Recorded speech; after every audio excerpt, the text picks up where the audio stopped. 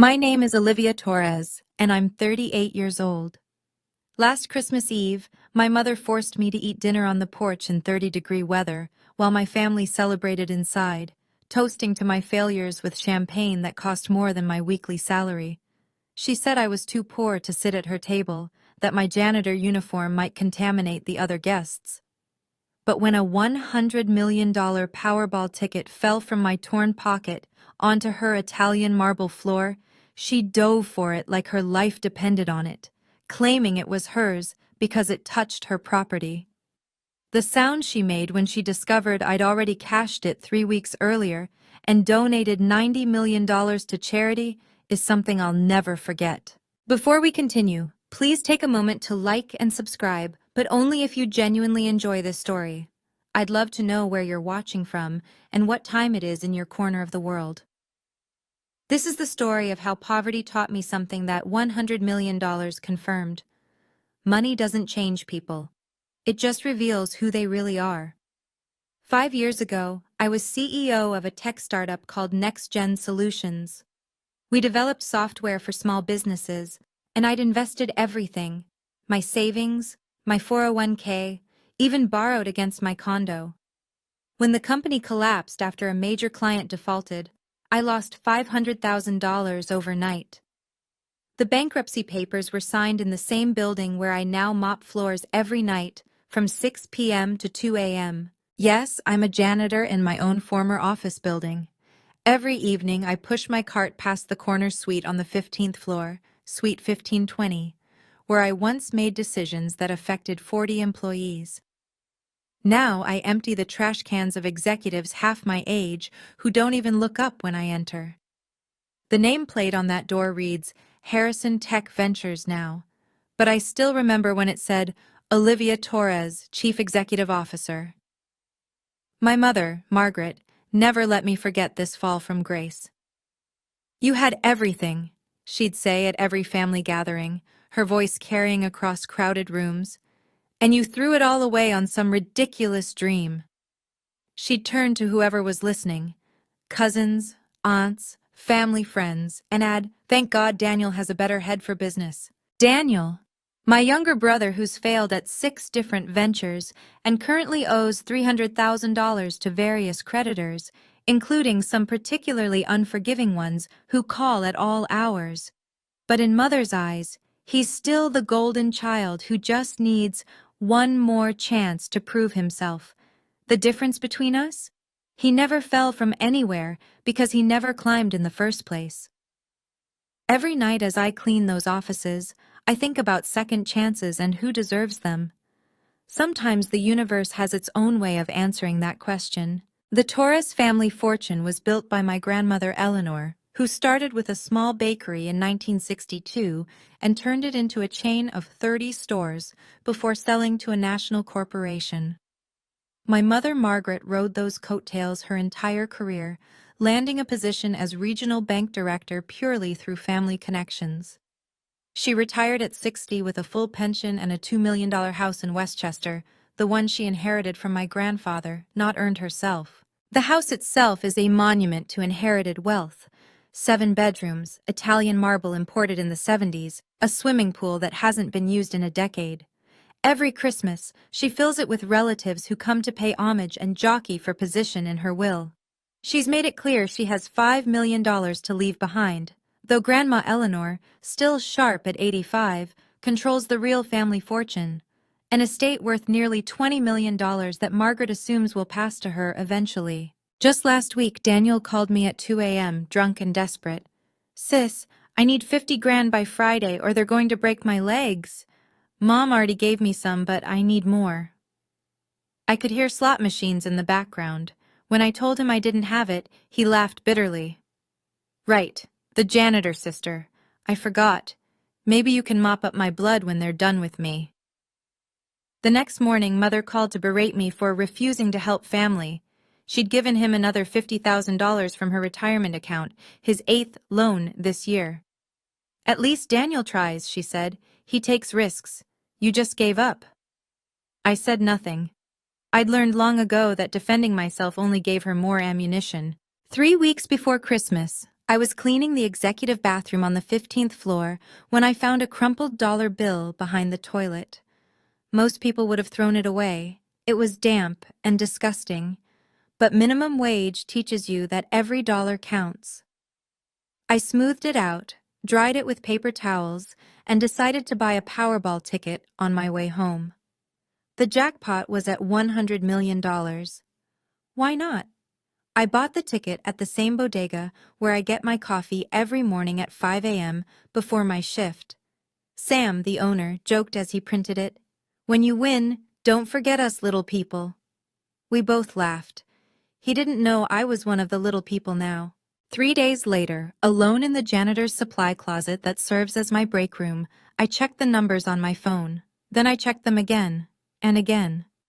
I sat on an overturned bucket surrounded by mops and industrial bleach, staring at the screen for 20 minutes. The numbers didn't change. 6 numbers, all matching. $100 million. My first instinct wasn't joy, it was fear. Fear that someone would find out. Fear that it wasn't real. Fear that somehow, even this would be taken from me. I folded the ticket carefully, placed it in a Ziploc bag, and hid it inside my work boot. For 3 days, I carried $100 million in my shoe while mopping floors. On the 4th day, I called in sick and drove to the Lottery Commission in Albany, alone. I filled out the paperwork with hands that wouldn't stop shaking. The clerk, a middle-aged woman named Patricia, smiled kindly. "Honey, you need to get a lawyer before you sign anything else." She was right. I needed a plan. The lawyer's name was Maria Santos, recommended by Patricia at the Lottery Commission. Her office was in the same building where I used to work, 2 floors above my old suite.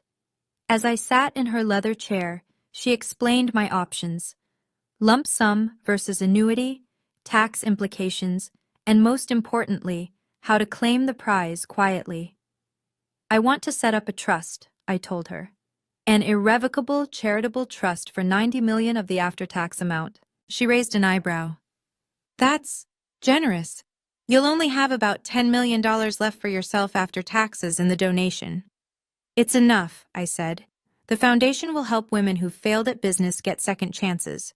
Real support, not just motivational speeches." As she drew up the papers, I made another request. "I need a photocopy of the original ticket. A good one." Maria understood immediately. "Planning something?"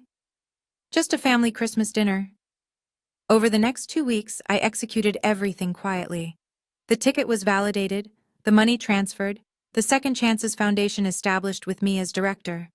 I even bought back my old building through a shell company, though no one would know until after the holidays. Then I went shopping, but not for what you'd expect.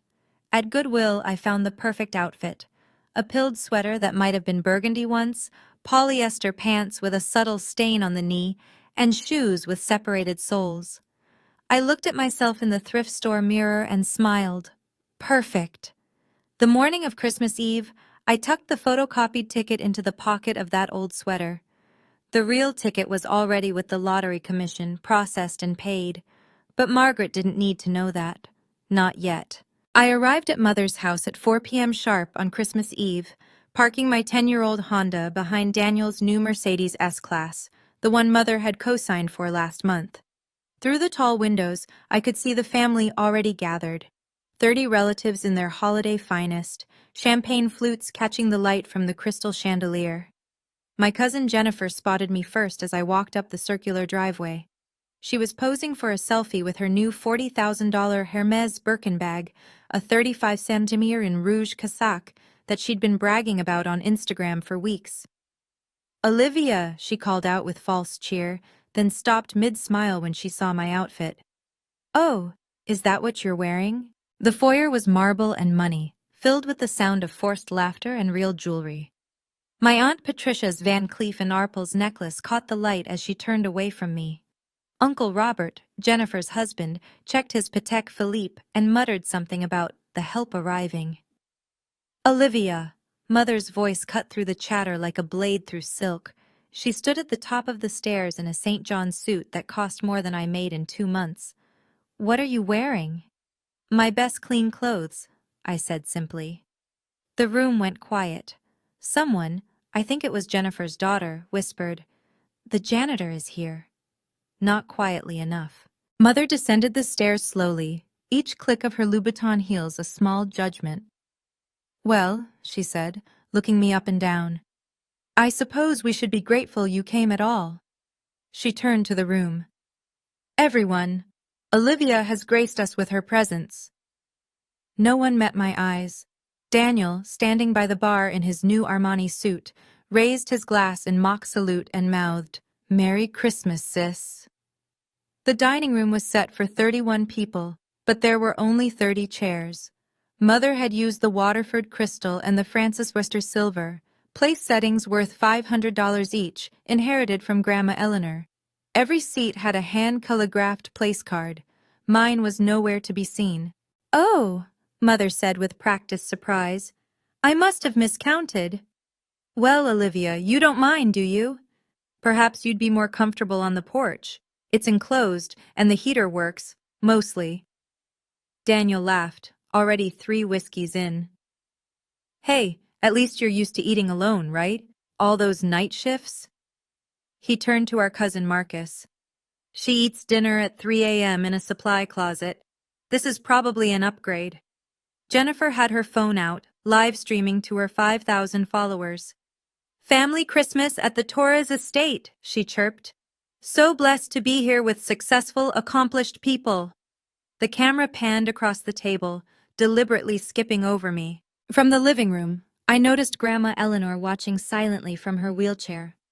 She hadn't said a word since I'd arrived, but her eyes, sharp as ever, tracked everything.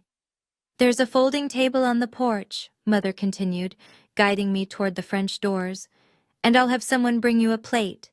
We're having beef Wellington, though I'm not sure you'd appreciate it anymore. Your palate must have adjusted to simpler things." The porch was cold despite the space heater. Through the glass doors, I could see the family toasting, laughing, celebrating their good fortune. The folding table wobbled when I sat down. A paper plate, not china, was brought out by the caterer, who looked embarrassed. "Some people are meant to serve," Mother's voice carried through the glass. "Others to be served." 20 minutes into dinner, Mother clinked her crystal champagne flute. The sound carried even to the porch. I pressed closer to the cold glass to hear her announcement. "Before we continue this wonderful evening," Margaret began, standing at the head of the table, "I want to make something clear to everyone, especially given some recent questions about my intentions." She looked directly at me through the glass doors. "I've decided to update my will. Everything, the house, the investments, my entire estate, will go to Daniel. He's proven that even in failure, he keeps trying. He takes risks. He maintains ambition." Daniel raised his glass, grinning. "Thanks, Mom. I promise I'll make you proud." "As for Olivia," Margaret continued, her voice carrying clearly, "she's demonstrated that some people simply aren't meant for success. 5 years as a janitor has proven where her capabilities truly lie. I won't enable further failure by leaving her money she'd only waste." Jennifer's camera was catching everything. The comments were already flowing on her screen. I could see them from where I sat. "Harsh but fair," someone wrote. "Truth hurts," said another. "To successful children." Margaret raised her glass. "To those who deserve their inheritance." The room erupted in applause.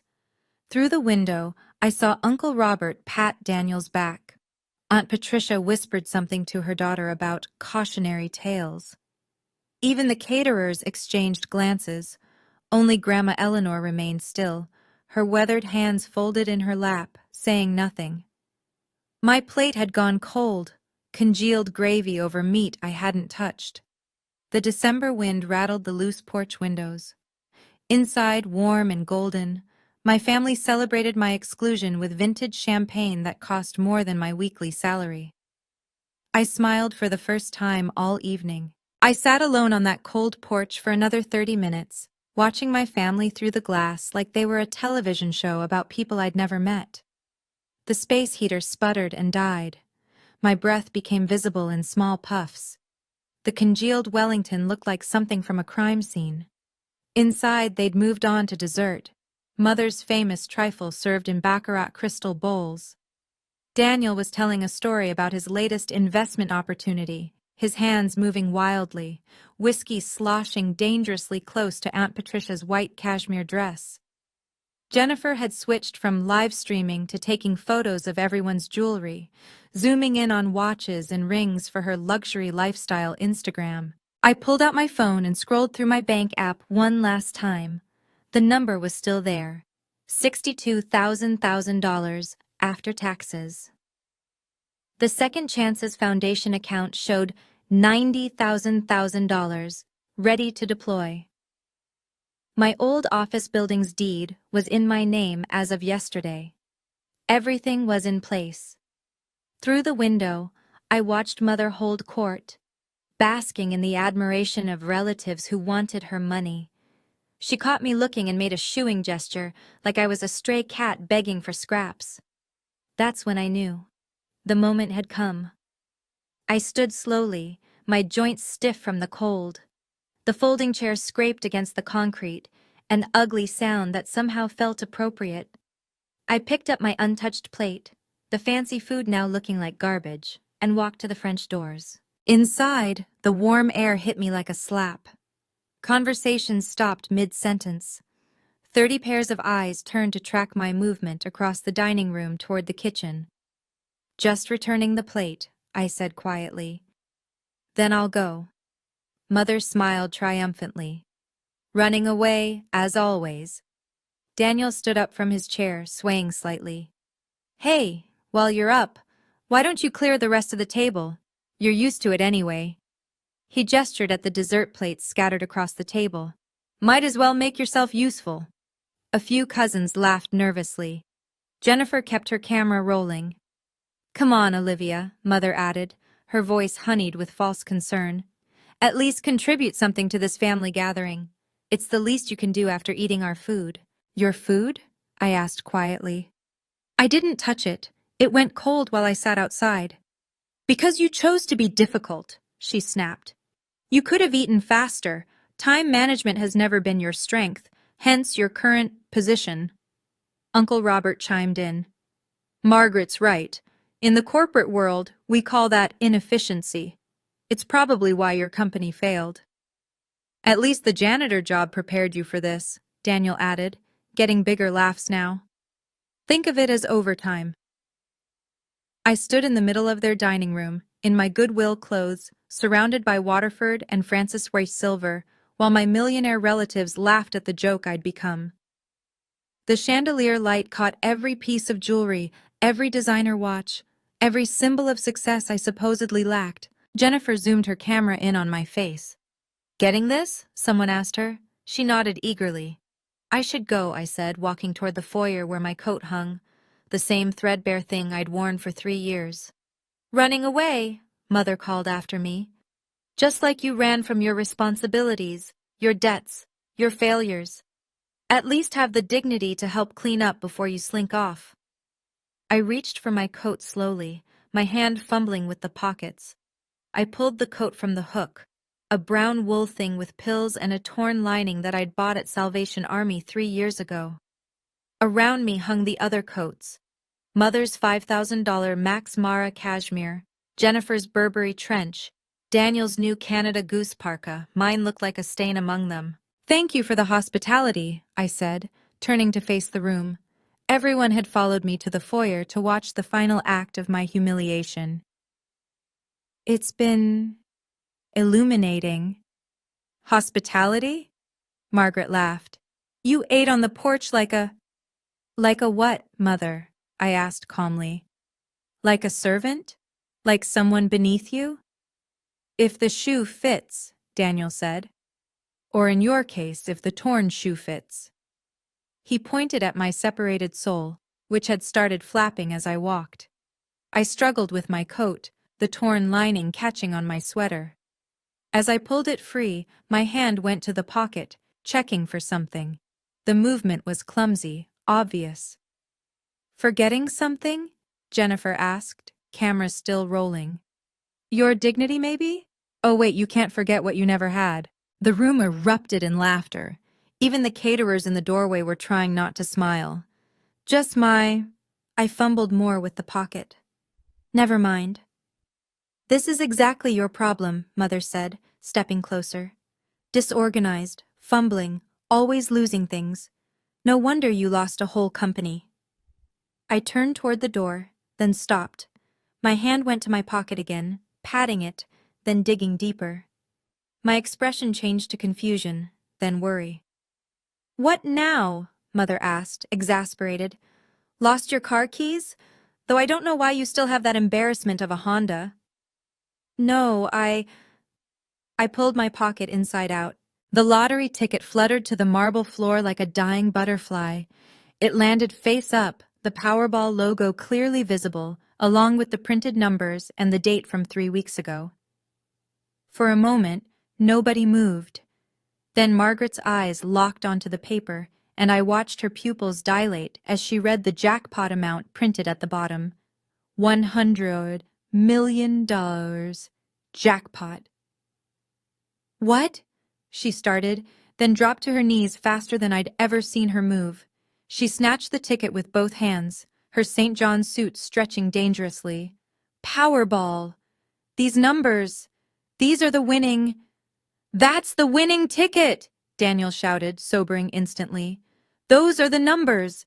I saw them on the news, $100 million. Margaret clutched the ticket to her chest, her face transforming from shock to pure, naked greed. This is mine, she screamed. It fell in my house, on my property. You ate my food. This is mine. Jennifer's camera shook as she zoomed in on the ticket. Oh my God, we're rich. The Torres family won the lottery. Legally, Robert said quickly, his lawyer instincts kicking in. Anything found in this house. It's mine, Margaret repeated, standing up, the ticket crumpled in her white-knuckled grip. This is God's reward. For everything I've suffered, for raising an ungrateful failure, this is justice. Daniel was already on his phone with his bookie. Yeah, I'll have your money by Monday. All of it. With interest. The entire room exploded into chaos, cousins calculating their potential gifts, Jennifer live-streaming frantically. Lottery ticket found at family Christmas. You won't believe what happens next. Margaret turned to me, triumph blazing in her eyes. You see? Even God agrees you don't deserve success. I stood perfectly still by the door, saying nothing. If you've ever been underestimated by your own family, type dignity in the comments. I see you, and you're not alone. Please hit that like button. It really helps more people find these stories of justice. And trust me, you'll want to see what happens when greed meets reality. Now, let me tell you what happened when my mother tried to claim that ticket. Margaret held the ticket up to the chandelier light like she was authenticating a diamond. $100 million, she whispered reverently, then louder. $100 million. $30 million goes to my debts, Daniel said immediately, already calculating. Then we buy that compound in the Hamptons. The rest we invest. We? Margaret cut him off. This is mine, Daniel. But don't worry, sweetheart. Mommy will take care of you. $30 million for your debts, yes. $20 million for a new house for me, something befitting our new status. Jennifer was reading comments on her live stream. Someone says to check if it's real. Someone else is asking why Olivia had it. She looked up at me. Why did you have the winning ticket? I bought it, I said simply. With what money? Daniel laughed. You make minimum wage. $1 I found cleaning toilets, I replied. The room exploded in laughter again. How poetic, Mother exclaimed. Toilet money. But you found that dollar in my son's building, during work hours, I'm sure. That makes it company property, which means nothing, Robert interrupted, his legal mind working. But the ticket was abandoned in this house. Olivia clearly dropped it and left it behind. In legal terms, that's abandonment of property. The homeowner has salvage rights. Exactly. Margaret clutched the ticket tighter. God meant for me to have this. Why else would she drop it here? It's divine intervention. She pulled out her phone with shaking hands. I'm calling the lottery commission right now. We're claiming this immediately. Put it on speaker, Jennifer shouted. This is going viral. We're at 50,000 viewers. Everyone crowded closer as Margaret dialed. Robert had already pulled up lottery law on his phone. According to state regulations, he announced with authority, his $5,000 Armani suit giving him an air of legal expertise. Possession is 9/10 of the law. The ticket is now in Margaret's physical possession, found on her property. You can't just take my ticket, I said quietly. Your ticket, Margaret laughed. You abandoned it. You literally dropped it and were leaving. That's legal abandonment, isn't that right, Robert? Absolutely, he confirmed. I've handled similar cases. Once property is abandoned on private premises, the property owner has full salvage rights. It's ironclad. Besides, Mother added, you owe me far more than this.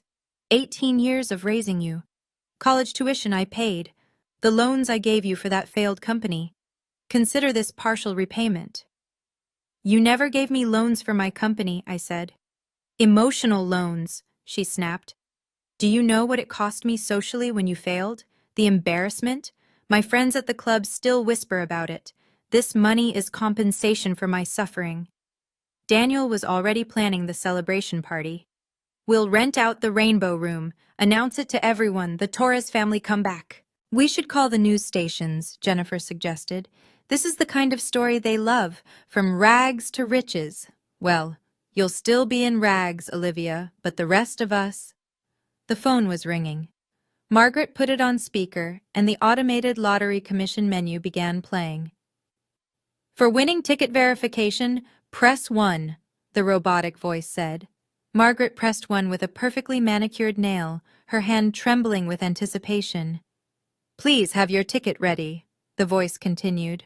Everyone held their breath. State Lottery Commission, Prize Claims Department. This is Patricia speaking. How may I help you? The same Patricia who'd helped me 3 weeks ago, though Mother didn't know that. Yes, Margaret practically shouted into the phone. We have the winning Powerball ticket, the $100 million one. I see. May I have the ticket number, please? Margaret read the numbers slowly, carefully, her voice shaking. PB 7745 9821 3346 7789. 1 moment, please. We could hear typing. The room was so quiet you could hear the caterers breathing in the kitchen doorway. Ma'am, can you confirm the date on the ticket? December 3rd, Margaret said. 3 weeks ago. And your name? Margaret Torres. Torres. More typing, then a pause that seemed to last forever. Mrs. Torres, I need to inform you that this ticket was already claimed and processed. The room froze. Margaret's face went white. That's impossible. I'm holding it right here. The original ticket was submitted to our offices on December 7th by... Patricia paused, and I could picture her looking at her screen. Olivia Torres. The prize money was transferred to her accounts after tax withholding.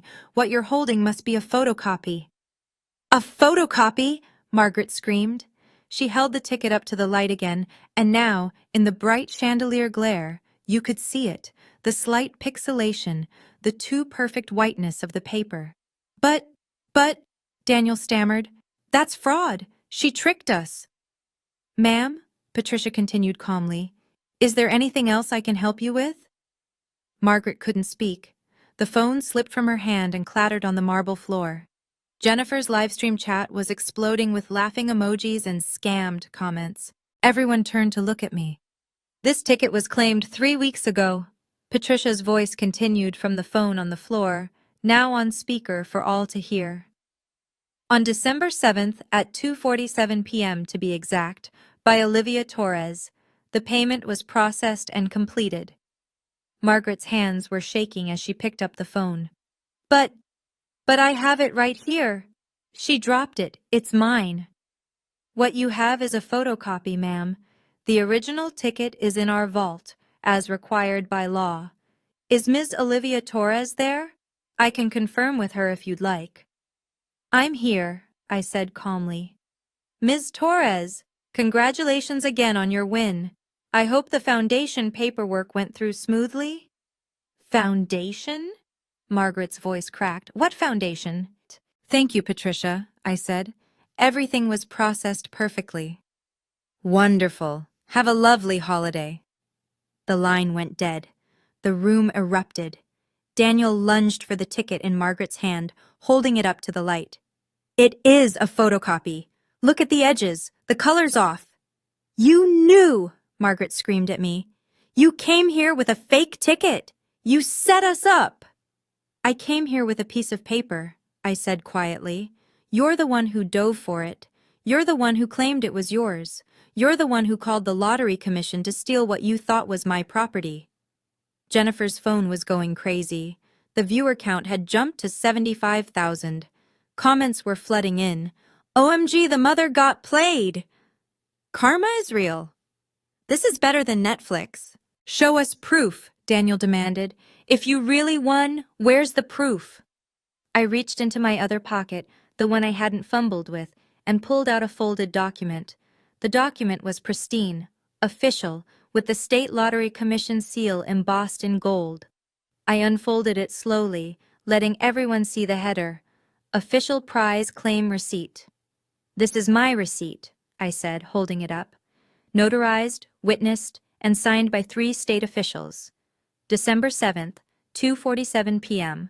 Prize amount, $100 million. Lump sum payment selected, $62 million after federal and state taxes. Robert snatched it from my hands, his lawyer eyes scanning every line. His face went pale. This is real. The notary seal, the signatures, everything. Let me see the bank statement, Margaret demanded. I pulled out my phone, logged into my account, and turned the screen toward them.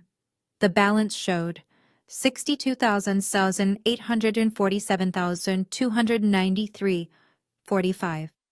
Margaret's knees buckled. Daniel caught her, but he was staring at the phone screen in horror. But wait, I said, pulling out another document. There's more. The second paper was even more official-looking. Irrevocable Charitable Trust Establishment. What is that? Jennifer whispered, her camera shaking. 3 days after claiming the prize, I established the Second Chances Foundation, $90 million, the full pre-tax amount minus $10 million for my personal use, is now permanently locked in a charitable trust. It will provide grants for women who failed at business and need a second chance. You gave away $90 million, Daniel screamed. It's irrevocable, Robert confirmed, reading the document. She can't undo it even if she wanted to. The money's gone. Well, not gone. It's just not hers anymore. You idiot, Margaret shrieked. You had $100 million and you gave it away? I kept what I needed, I said simply. $10 million is more than enough for a fresh start. The Second Chances Foundation, I continued, holding up the trust document, is already operational. The board includes 3 former Fortune 500 CEOs, 2 venture capitalists, and interestingly enough, Maria Santos, Grandma Eleanor's personal attorney. At the mention of Maria's name, Grandma Eleanor smiled for the first time all evening. The foundation's first initiative launches January 1st, I said. Grants of $100,000 to $500,000 for women who failed at their first business venture. No collateral required, no humiliation, just second chances. You could have helped Daniel, Margaret cried. You could have paid his debts. You could have enabled more gambling, more failed schemes, more bailouts. I shook my head. The foundation helps people who take responsibility for their failures and want to build something real. Robert was still reading the documents. This is ironclad. Maria Santos doesn't mess around. Every penny is protected. The foundation can't be dissolved. The funds can't be redirected. And he looked up. You've named yourself as paid director, salary of $200,000 a year. A janitor's salary didn't suit me anymore, I said. Jennifer's live stream was going insane. The viewer count hit 100,000. Best Christmas ever! The mom's face! This is legendary! But there's one more thing, I said, pulling out a final document. This is a deed transfer.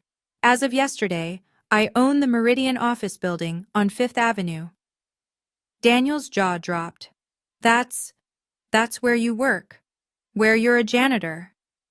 Was a janitor, I corrected. It's where my old company was based. Suite 1520 is being renovated as we speak. The Second Chances Foundation will operate from there starting January 2nd. Margaret was hyperventilating. You planned all of this. I've seen enough. Everyone turned. Grandma Eleanor was standing, from her wheelchair, using her cane but fully upright. The room gasped collectively. Mother, Margaret exclaimed. You can walk? I've always been able to walk, Margaret. The wheelchair just makes people reveal themselves faster. They think I'm helpless, so they show their true colors. She moved toward the center of the room with surprising strength for 85. And tonight, you've shown yours magnificently. She turned to me. Olivia asked me to witness something tonight. She said I'd want to see who my daughter really was when money was involved.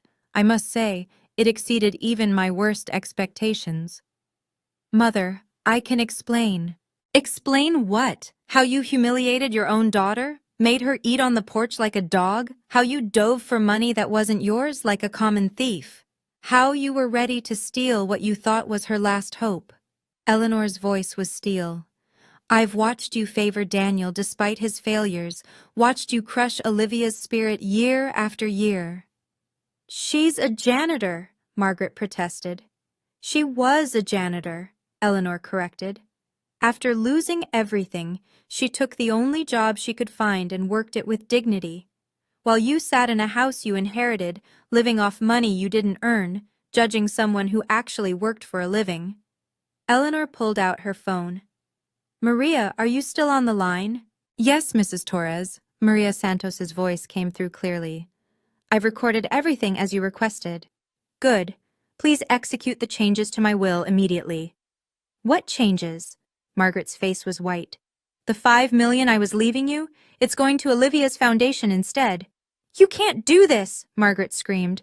I'm your daughter. And you've proven tonight exactly what kind of daughter you are, Eleanor replied coldly. Maria, please confirm the changes.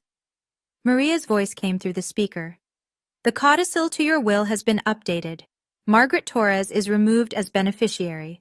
The $5 million previously allocated to her will now go to the Second Chances Foundation upon your passing, witnessed and notarized. As for Daniel, Eleanor continued, turning to my brother who was sweating through his Armani suit, the trust fund I set up for you, the one that would have paid out $1 million on your 40th birthday, that's dissolved too. That money will go to Olivia's foundation to help people who actually want to work.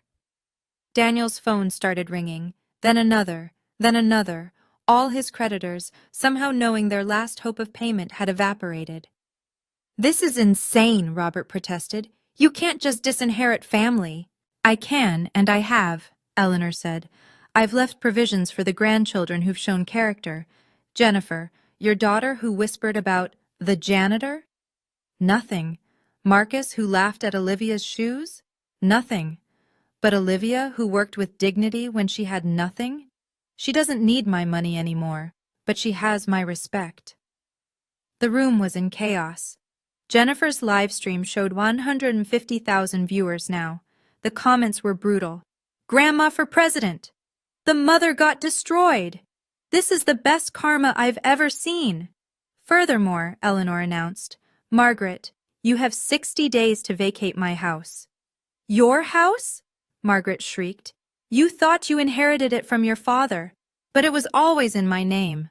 I let you live here, but after tonight, you're no longer welcome. Jennifer's phone was practically smoking from the activity. We're trending, she gasped. #1 on Twitter. Grandma Justice is the top hashtag. The comments were scrolling so fast they were unreadable, but certain phrases kept appearing. Karma! The mom deserved it. Toxic family exposed. That grandmother is savage. Daniel's phone wouldn't stop ringing.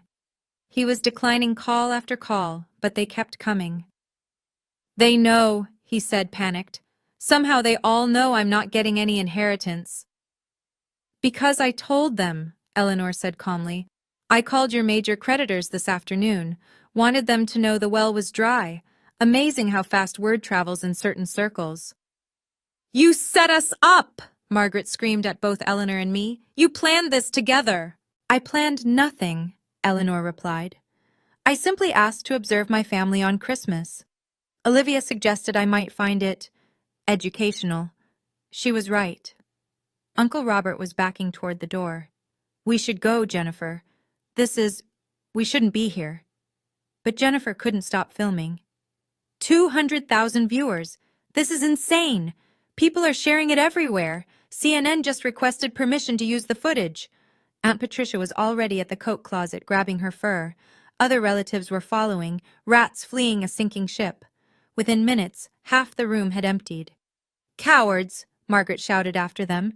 You were happy to eat my food, drink my champagne. Your food? Eleanor asked. Paid for with my money. Your champagne? Charged to my credit card. Even tonight's caterers? I paid them directly. You own nothing, Margaret. You never have. Daniel's phone rang again. This time he answered. We could all hear the voice on the other end. You have 48 hours to pay, or we start breaking things. Margaret fell to her knees, still clutching the worthless photocopy. Her perfect makeup was running in black streaks down her face. Olivia, please, I'm your mother.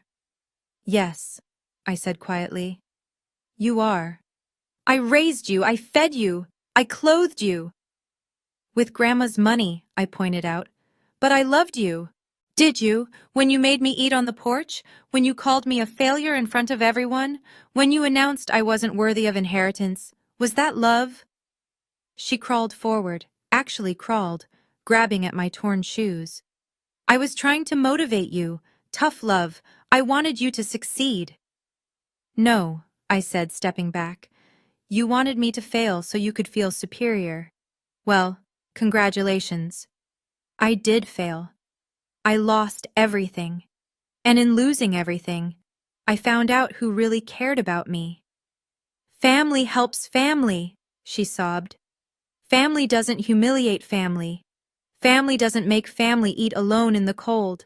Family doesn't steal from family, which is what you tried to do with that ticket. But you have millions, you could save us. Daniel needs help, I'll lose the house. It's not your house, Eleanor reminded her. It never was. Olivia, please, Margaret wailed. Just give Daniel something. $1 million, even $500,000. He'll die if he can't pay. He can get a job, I said. I hear there's an opening for a janitor at the Meridian building. Night shift, minimum wage, but honest work. Daniel made a choking sound. I'd rather die. That's your choice, I said. But I worked that job for 5 years. It taught me humility, something you both desperately need to learn. I stood in the center of my mother's foyer, my grandmother's foyer, surrounded by the wreckage of my family's greed. The marble floor was littered with champagne glasses, the worthless lottery ticket, and what was left of Margaret's dignity. You want to know what I learned as a janitor? I asked the room. I learned that money doesn't buy self-respect, but it does reveal character. Tonight, you've all shown me yours.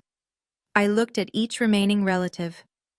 Uncle Robert, you were ready to use your legal knowledge to steal from me. Aunt Patricia, you whispered about me like I wasn't human. Jennifer, you broadcast my humiliation for likes and follows. But you got rich, Jennifer protested. This worked out for you. I was already rich when I walked in here, I said. But I wanted to see if any of you would treat me with kindness when you thought I had nothing. Not one of you did. Not even my own mother. I turned back to Margaret. The 10 million I kept? It's not for luxury, it's for a new start.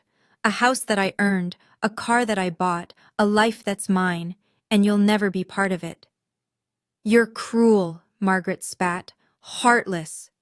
No, I said. I'm free. For the first time in my life, I'm free of your judgment, your conditions, your twisted version of love.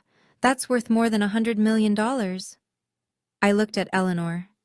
Thank you, Grandma, for seeing me when no one else did. You saw yourself, dear, she replied. I just witnessed it.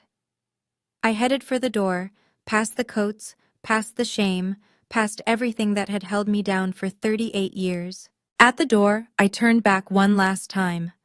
The foyer looked like a battlefield. Margaret on her knees, Daniel frantically texting his creditors, Jennifer still filming but crying now, realizing she'd been on the wrong side of history. I reached for my shabby coat, then stopped. You know what? Keep it. A reminder of what you thought I was worth. I pulled off the threadbare sweater, revealing what I'd worn underneath. A simple but elegant black cashmere dress. Designer, understated, worth more than everything Jennifer was wearing combined. You never even noticed, I said. You saw what you wanted to see. A failure, a janitor, someone beneath you. From my purse, which they hadn't noticed was a $30,000 Hermes Kelly bag in noir, I pulled out a car fob. Not for the 10-year-old Honda. For the Tesla Model S that had been waiting around the corner, my driver keeping it warm. Merry Christmas, I said to the room. You got exactly what you deserve. Each other. I walked out into the December night. Snow was falling, soft and clean. My driver, James, was standing by the Tesla. How did it go, Ms. Torres? He asked. Exactly as expected, I said. They showed me who they are. As we pulled away, I saw through the rear window Margaret running out onto the lawn, still clutching the fake ticket, screaming something I couldn't hear. Daniel beside her, on his knees in the snow. Jennifer filming it all, probably hoping to salvage some sympathy from her audience. My phone buzzed.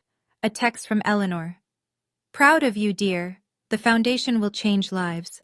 Their greed would have wasted it all. She was right. Every penny I'd given away was worth this moment of absolute clarity. Has someone in your family ever shown their true colors when money was involved? You're not alone. The comments are full of similar stories. Please share your experience below, and remember to subscribe if you want to hear more stories about people standing up to toxic families. Now let me tell you what happened in the days and months that followed. The aftermath was swift and brutal. Within an hour, Jennifer's live stream had been screen recorded and shared across every platform. Lottery karma became the #1 trending topic worldwide. Margaret holding the fake ticket, diving for it like an animal, became a meme within hours. Robert tried to do damage control, claiming the video was edited, that Jennifer had been forced to film, but the internet had receipts. Jennifer's own previous videos showing her bragging about the family wealth, mocking poor relatives without naming names. Internet detectives quickly figured out she meant me. The Lottery Commission released a statement confirming that yes, the prize had been claimed by Olivia Torres on December 7th, and no, a photocopy has no value whatsoever. They added a warning about lottery scams, using Margaret as a cautionary tale without naming her directly. Everyone knew who they meant. Daniel's creditors weren't waiting. By morning, 3 men had shown up at the house, Eleanor's house, looking for him. Margaret had to call the police. The local news picked up that story too. Lottery loser's son hiding from bookies. But the best part? The caterers, the ones who'd watched me eat alone on the porch, went to the media. We felt so bad for her, one said. They treated her like she wasn't even human. Then she turned out to be worth millions and had given most of it to charity. It's like a fairy tale, but better because the villains got what they deserved. Within 48 hours, Margaret's social media had to be shut down. The comments were devastating. Her country club released a statement that she was no longer a member in good standing. Translation banned. By New Year's Eve, the video had 50 million views across all platforms. Grandma Justice merchandise was being sold on Etsy. Someone had auto-tuned Margaret's It's Mine scream into a dance remix that charted on Spotify. News outlets worldwide picked up the story. The BBC called it the Christmas comeuppance. Japanese television did a full-hour special with actors recreating the scene. Someone in Hollywood reportedly started writing a screenplay. But the real explosion came when Forbes did a piece on the Second Chances Foundation. They'd investigated and found that I'd structured it brilliantly. Every dollar was protected, the board was stellar, and the mission was clear. Applications poured in from women who'd failed at business and been written off by everyone, including their families. The first grant recipient was announced January 15th, Sarah Chen, no relation, who'd lost her tech startup in 2019 and had been driving Uber to survive. She cried during the press conference. "Someone believed in second chances," she said. "Olivia Torres knows what it's like to fall and have everyone kick you while you're down." Margaret tried to rehabilitate her image by giving an interview to a local news station. It backfired spectacularly. She claimed I'd set her up, that the whole thing was elder abuse. She was 62, and that she was the real victim. The interviewer asked her one question. "But why did you make your daughter eat on the porch?" Margaret had no answer. The interview went viral too, adding another 10 million views to her humiliation. Daniel, meanwhile, had disappeared. Some said he'd fled the state. Others said he was working at a car wash in New Jersey. Nobody knew for sure, and nobody cared enough to find out. The Second Chances Foundation officially launched from Suite 1520 of the Meridian Building, my old office now completely renovated. The irony wasn't lost on anyone. The place where I'd failed was now where others would find hope. By February, we'd given out $5 million in grants to 50 women. Each one had a story of failure, of being written off, of family members who'd kicked them when they were down. One woman, Patricia Williams, had lost her restaurant and been disowned by her parents for embarrassing the family name. We gave her $200,000. 6 months later, her new restaurant had a 3-month wait list. I hired my fellow janitors from the night shift as building administrators. They knew every inch of that building, and they deserved better than minimum wage. Marcus, who'd cleaned alongside me for 3 years, became head of operations at $75,000 a year. "You remembered us," he said on his first day. "Nobody remembers the cleaning crew." "I was the cleaning crew," I reminded him. "We remember each other." The foundation's board met monthly. Eleanor, despite her age, never missed a meeting. She'd roll in, back to using the wheelchair for convenience, not deception, and provide wisdom that came from building her own empire from nothing. The media attention brought unexpected benefits. Successful women entrepreneurs started volunteering as mentors. Venture capitalists offered matching funds. By March, the foundation's endowment had grown to $150 million through donations. I bought a brownstone in Brooklyn, not flashy, but mine. Every mortgage payment came from money I'd earned as director, not from the lottery. That mattered to me. I needed something that was purely from my own work, not from luck. In April, I found out what happened to Daniel. A former colleague sent me a photo from a rest stop in Newark, my brother, in a janitor's uniform, mopping the men's bathroom. The company name on his shirt was Clean Dreams, the same company that had contracted with the Meridian Building. I didn't feel satisfaction or pity, just nothing. He'd made his choices. Margaret's fall was more public. The house, Eleanor's house, was put on the market in May. She had nowhere to go. No relatives would take her in after the Christmas disaster. She ended up renting a 1-bedroom apartment in Queens, working as a cashier at a luxury goods store where she'd once shopped. The ultimate irony? The store was in the same mall where I used to eat my lunch during janitor breaks, counting pennies for a Subway sandwich. Now she was the one counting pennies, serving women who whispered about her. Isn't that the lottery, mother? Jennifer tried to salvage her influencer career by pivoting to redemption content. She made apology videos, talked about growth and learning from mistakes. But the internet never forgets. Her followers dropped from 50,000 to 3,000. The remaining ones only stayed for the drama, commenting things like, "Remember when you filmed your aunt eating on the porch?" Her daughter, the one who'd whispered about the janitor, reached out to me in June. She was 18, about to start college, and wanted to apologize. "I was horrible," she wrote. I learned it from my parents, but that's no excuse. I'm trying to be better. I wrote back, being better is a choice you make every day. Make good choices. She's now studying social work, wants to help homeless families. Sometimes people surprise you. 6 months after that Christmas dinner, Fortune magazine featured me on their cover. The janitor who gave away $90 million and won everything.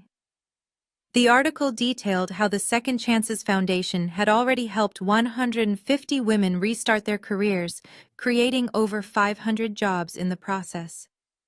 I did the interview in Suite 1520, sitting at the same desk where I'd once signed my company's bankruptcy papers. The reporter asked if I ever regretted giving away so much money. Every dollar I gave away freed me, I said. From expectations, from the need for revenge, from the weight of proving myself to people who never believed in me anyway. Eleanor was thriving at 86, serving as the foundation's honorary chair. She'd sold the Westchester house for $3 million and donated it all to the foundation.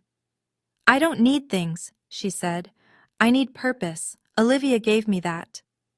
We had lunch every Sunday, not in fancy restaurants, but in her assisted living facility's dining room where she'd moved by choice.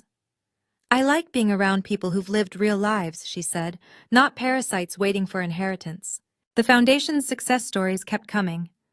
A woman who'd lost her accounting firm to embezzlement started over and now employed 20 people. A fashion designer whose business failed during COVID launched a sustainable clothing line that Target picked up. A chef who'd gone bankrupt opened a culinary school for formerly incarcerated women.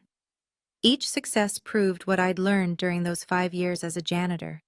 Failure isn't the end if someone believes in your beginning. My office wall had photos of all our grant recipients, no photos of family. The foundation staff, they were my real family now. People who understood that respect isn't about money, it's about character. A year after that Christmas, a customer at Margaret's store filmed her and posted it online. She was helping a wealthy woman try on a $50,000 necklace. And the customer said, "Aren't you the mother from that lottery video, the one who made her daughter eat outside?" Margaret's face crumbled. She excused herself and never came back to the floor. She was fired that afternoon for abandoning her post. The video, of course, went viral again. Lottery mom still paying for her greed became a trending topic. People were merciless in the comments, but one stood out. She still doesn't get it. She left her job rather than face the consequences of her actions, just like she never faced what she did to her daughter. Someone leaked that Margaret had the photocopy of the lottery ticket framed in her apartment. She checked the numbers daily, as if they might somehow change. Her neighbor reported hearing her on the phone, still telling people about her millions that were stolen from her. Daniel surfaced briefly when he was arrested for a minor fraud scheme, trying to sell fake lottery tickets to desperate people. The irony was perfect. He got 6 months in jail and 2 years probation. The janitor job was no longer an option. He couldn't pass the background check. Jennifer's husband, Robert, divorced her, citing irreconcilable differences. The real reason, according to court documents, was that the lottery video had destroyed his professional reputation. No one wanted a lawyer who'd tried to steal a lottery ticket on camera. The last I heard, Margaret was working at a dollar store in the Bronx, living on food stamps and Social Security. The woman who'd inherited everything and earned nothing was finally experiencing what she'd wished on me: actual poverty. Here's what I learned from winning $100 million and giving away $90 million of it. Money is just paper. It's what you do with that paper that defines you. My mother saw that paper as power, as proof of superiority, as a weapon to hurt those she deemed beneath her. She grabbed for it with both hands and ended up with nothing but worthless photocopy and a lifetime of regret. I saw it as freedom, not just for me, but for women who'd been where I'd been. Rock bottom, written off, told they were failures who didn't deserve second chances. Character is everything. It's what remains when the money's gone, when the cameras stop rolling, when you're alone with your choices. My mother's character was revealed that Christmas night. Greedy, cruel, willing to steal from her own daughter. That's who she always was. The money just exposed it. True wealth isn't in bank accounts. It's in self-respect. It's in knowing you can look at yourself in the mirror without flinching.